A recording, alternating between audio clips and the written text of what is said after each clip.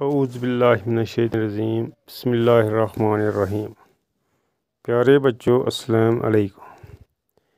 پیارے بچوں، آج جو ہمارا سبق ہے وہ ہے اردو گرامر، یعنی اس میں ہم آج ایک مضمون لکھنے یا پڑھنے جا رہے ہیں۔ پیارے بچوں،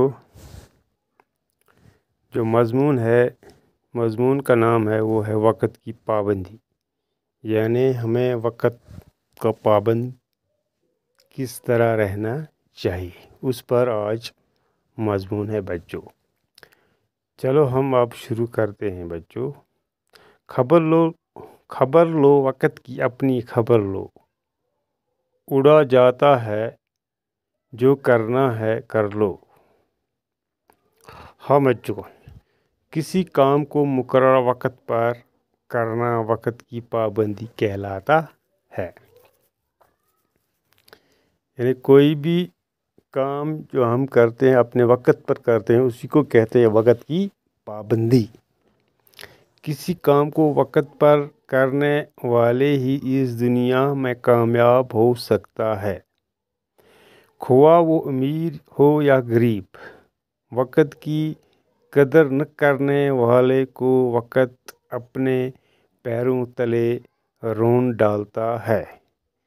اس کے برعکس چند کاموں میں وقت کی پابندی کرنے سے آدمی ساری زندگی خوش و خرم رہ کر گزار سکتا ہے۔ ہاں بچوں، کہتے ہیں کہ مشہور بادشاہ نیپولین میدانی جنگ میں چند منٹ دیر سے پہنچا تھا۔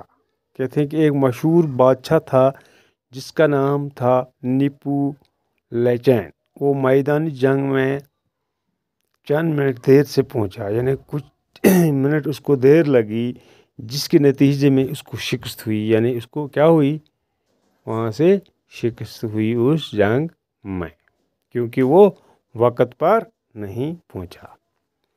وقت بہت بڑی دولت ہے۔ وقت ایک بیش بہا خزانہ ہے۔ کھوئی ہوئی دولت ہمیں واپس مل سکتی ہے، یعنی کھوئی ہوئی جو گم جاتی ہے، جو کوئی دولت گم جائے وہ بھی واپس ملتی ہے، مگر گزرا ہوا وقت کبھی لوٹ کے نہیں آ سکتا ہے، یعنی جو وقت وہ واپس نہیں آئے گا۔ بڑوں کا قول ہے، یعنی بڑوں کا قول، یعنی پرانے جو لوگ تھے ان کا قول ہے، وہ کہتے تھے، کیا کہتے تھے، دریاؤ کا گزرا دریاؤ کا گزرا، ہوا پانی اور وقت کبھی واپس نہیں آ سکتے، یعنی جو دریاؤ چل رہا ہے، ہوا یا پانی ہے وہ بھی چل رہا ہے، وہ کبھی واپس نہیں آ سکتی۔ ہاں بچوں، قدرت کے تمام مناظر ہمیں وقت کی پابندی کا درس دیتے ہیں۔ موسموں کی تبدیلی، چاند اور سورج کا طلوع غروب، سب کچھ وقت پر ہوتا ہے۔ اگر یہ سب کچھ وقت کے مطابق نہ رہے تو نظام قدرت درہم برہم ہو کر رہ جائے۔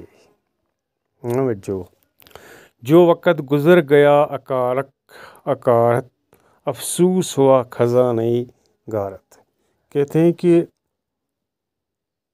جو وقت گزرا ہے یعنی بے فائدہ طریقے سے گزرا ہے، ٹھیک ہے، افسوس ہوا خزانہ، وہ جس نے وقت کی پابندی نہیں کی ہے وہ برباد فنا ہو گیا۔ کیا ہو گیا؟ برباد۔ شعر کا یہی معنی ہے بچوں۔ وقت کی پابندی زندگی کا بہترین اصول ہے۔ جو لوگ اس سنہری اصول پر عمل پیرا ہوتے ہیں وہ ساری زندگی بہت نیک نامی اور عزت پاتے ہیں، مگر جو لوگ حالات کی روح میں بہہ جانے کے عادی ہوتے ہیں اور وقت کی پابندی کو بوجھ محسوس کرتے ہیں۔ چنانچہ ایسے لوگ کبھی اپنے مقصد میں کامیاب نہیں ہو پاتے۔ اسلام کے ارکان ہمیں وقت کی پابندی کا درس دیتے ہیں کہ اسلام بھی ہمیں یہ درس دیتا ہے، یہ سبق دیتا ہے کہ وقت کی پابندی ضروری ہے۔ مؤذن وقت پر اذان دے کر ہمیں مسجد کی طرف بلاتا ہے۔ مؤذن یعنی جو اذان دیتا ہے اس کو کہتے ہیں مؤذن۔ یعنی جب وہ اذان دیتا ہے تو تب مسلمان مسجد کی طرف دوڑ پڑتے ہیں اور ہم وقت پر نماز ادا کر سکتے ہیں۔ کسی نے سچ کہا ہے کہ وقت انسان کا سب سے بڑا دوست اور دشمن ہے۔ یہ دوست بھی ہے انسان کا اور دشمن بھی ہے۔ دوست کس طرح ہے؟ چلو آگے ہم پڑھتے ہیں اس کو بچوں۔ اگر کوئی اس کی قدر کرتا ہے تو اس کو فائدہ دیتا ہے۔ کہتے ہیں جو وقت کا قدر کرتا ہے وہی اس کا دوست ہے، جو اس کی قدر نہیں کرتا ہے وہ کیا ہوتا ہے؟ اس کا دشمن ہوتا ہے۔ ہاں، اور جو اس کی قدر نہیں کرتے وہ نقصان اٹھاتے ہیں۔ افراد کے ساتھ ساتھ اقوام کو بھی وقت کی پابندی کا خیال رکھنا چاہیے۔ یعنی افراد ہو گئے، فرد جو ہے، فرد کا جمع ہے افراد، اور قوم کا جمع ہے اقوام۔ جو قوم کا جمع کیا ہے؟ اقوام۔ طلباء کے لیے وقت کی پابندی بہت ضروری ہے۔ طلباء ہو گئے بچے، جیسے آپ بچے ہیں ان کو کہتے ہیں طلباء، یعنی انگلش میں کہتے ہیں اسٹوڈنٹ، جو اسکول آتے ہیں۔ اگر کوئی طالب علم صبح سویرے اٹھے اور وقت پر اسکول جائے تو اس کی صحت اور تعلیم دونوں اچھی ہو جائیں گی۔ البتہ جو وقت کی قدر نہیں کرے گا وہ کامیاب نہیں ہو سکے گا۔ ہماری زندگی بہت مختصر ہے اور بہت سے کام ہمارے ذمے ہیں۔ اگر ہم اپنے کاموں کے کاروبار میں تھوڑی سی وقت کی پابندی کریں تو بہت سے کام سر انجام دے سکیں گے۔